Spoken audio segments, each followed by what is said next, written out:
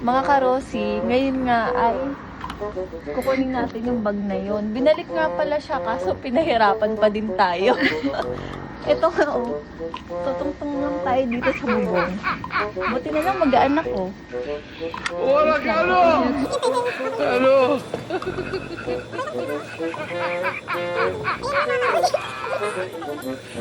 Wala ka ano? Ano?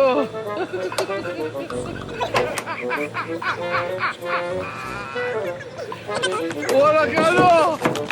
Ano?